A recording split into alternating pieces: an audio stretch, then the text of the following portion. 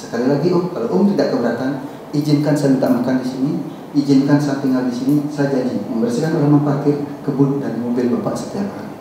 Atas izin pemilik hotel tersebut, saya diizinkan tinggal di sana dan tidur di pos security selama 2 tahun beralaskan bantal bataku. Biasa ngelewatin rumahnya Haji, sama kalau Pak Center biasa lihat mobilnya juga di sana banyak.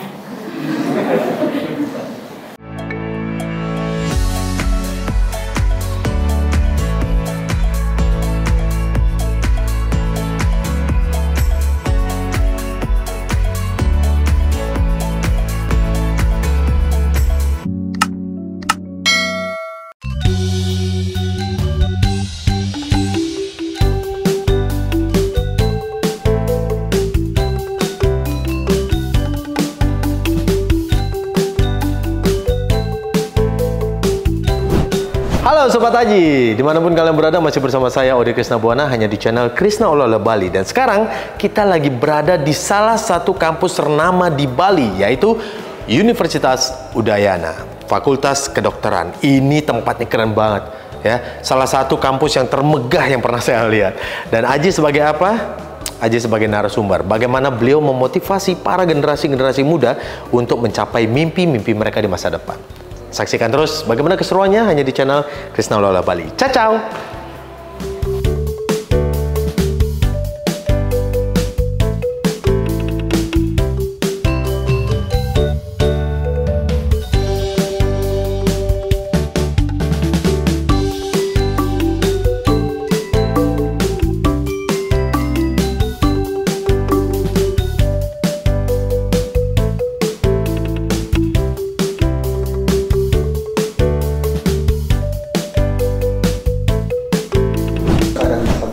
Perjalanan hidup saya tuh asli dari Bali Utara, asli dari Gianyar, kelahiran Bali Utara itu Singaraja, dan saya dari keluarga yang sangat miskin, betul-betul miskin, dan satu-satunya yang termiskin di kampung saya adalah keluarga saya, dan bahkan tanah aja nggak punya apalagi rumah.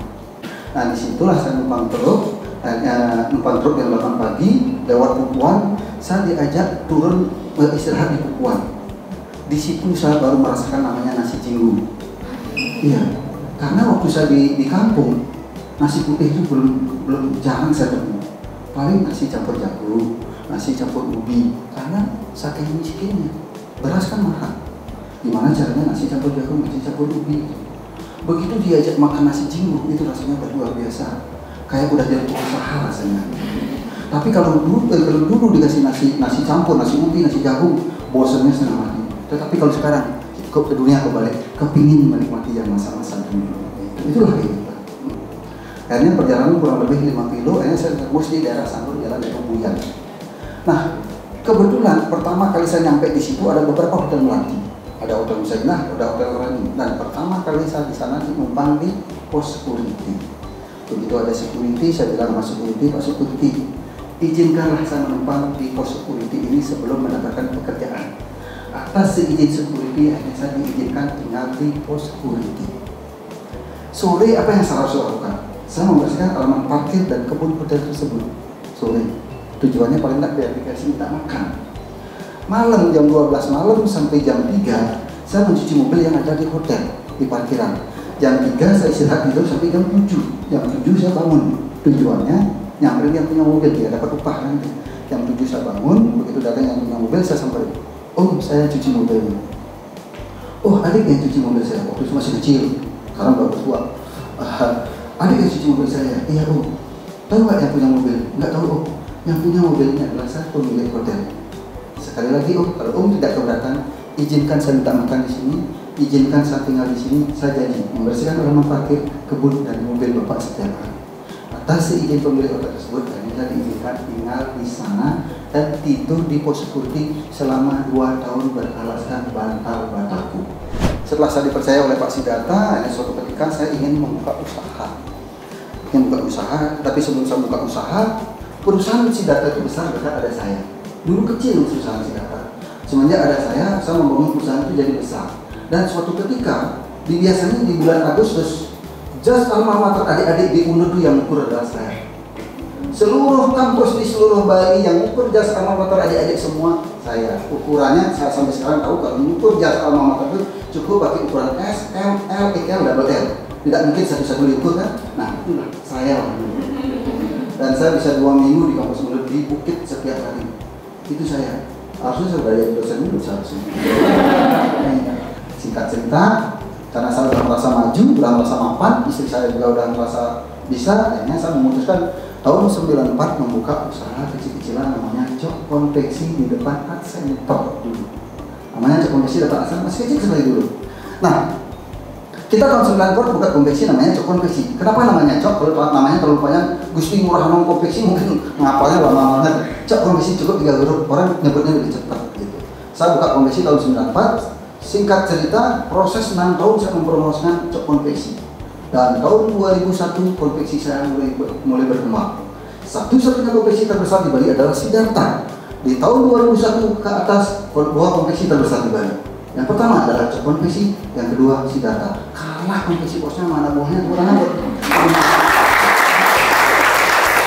Dibuka bulan 6 karena bulan 7 identik dengan pesta kesenian Bali. Paling tidak begitu Krishna ini buka, orang lewat setiap hari kan banyak, terus kan banyak orang parkir, penduduk kan bisa parkir, termasuk di tempat saya bisa parkir.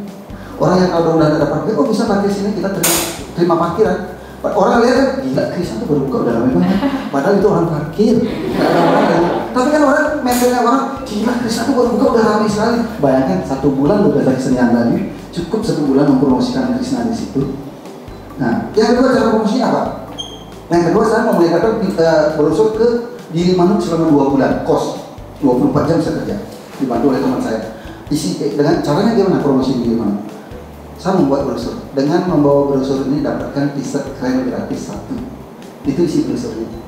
Kalau mobil pribadi saya kasih 1 brosur. Kalau bus saya kasih 2 brosur. Paling tidak begitu saya kasih 1 brosur mobil pribadi, wih dengan mampir ke sana aja dapat kaos 1 gitu. Begitu dia mampir ke Krishna, Mbak saya mau menukarkan brosur. Sebelum ibu menukarkan brosur, silakan lihat ke dalam dulu, siapa tahu ada cocok. Begitu dia ke dalam minimal 30 menit, rata-rata 1 jam, saya yakin belanja minimal 100.000. Karena di sana murah. Begitu dia belanja 100.000 minimal, potong 10% berapa? Kan 10.000 kan? Harga souvenir cuma 6.500 waktu itu. Berarti saya di souvenir dapat untung 3.500, di kristal oleh dapat untung lagi 15%, double untung. Meskipun nama SMP. Nama saya Caca, saya dari Unmas, biasa ngelewatin rumahnya Haji sama kalau Pak Center biasa lihat mobilnya juga di sana banyak. Saya sih mau bertanya, tadi kan kita belajar karakter building. Kebetulan dari ceritanya Haji itu saya ada bertanya-tanya pada apa sih yang memotivasi Haji yang biasanya kan orang zaman dulu cerita ke anak-anak yang sekarang ini, dulu ibu nggak bisa sekolah menyeberangi sungai, gunung, dan lautan gitu. Jadi seperti sekarang, tapi kan saya melihat tidak semua orang yang memiliki kekurangan pada saat itu bisa menjadi seperti Haji, menjadi besar seperti Haji, apalagi punya oleh-oleh terbesar se-Asia Tenggara, Malaysia Pak Haji.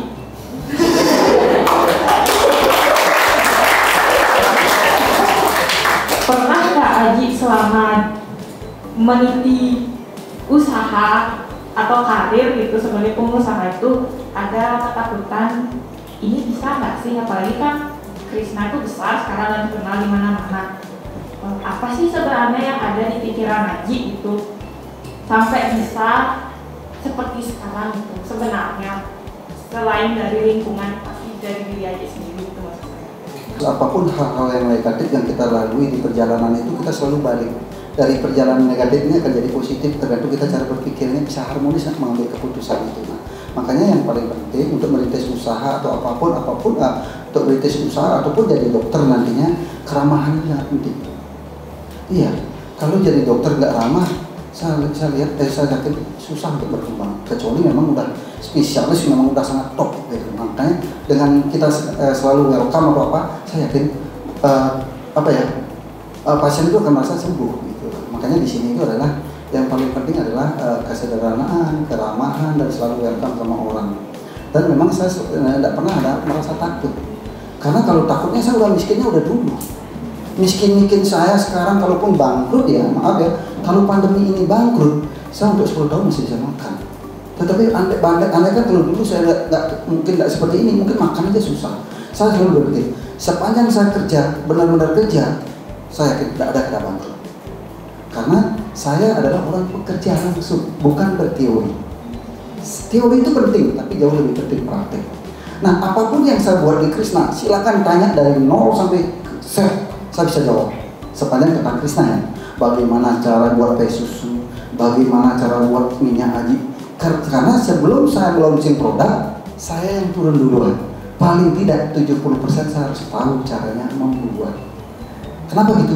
Kenapa? Bukan saya nggak percaya Mas, karena saya sering ngasih motivasi ke anak-anak mahasiswa, ke kampus, kemanapun.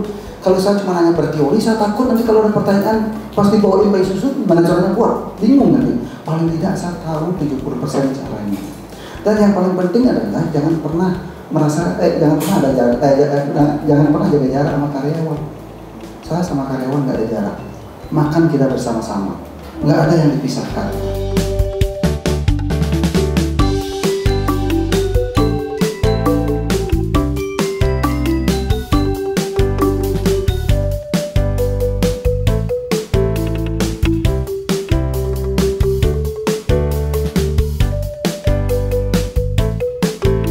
Halo Dek, apa kabar? Halo. Ya, nama kamu siapa? Sasha. Nama kamu Sasha. Oke, tadi kamu mendengar bagaimana Aji memberikan materi dan juga pencerahan kepada kamu sebagai mahasiswi. Menurut kamu, Aji itu sosoknya seperti apa?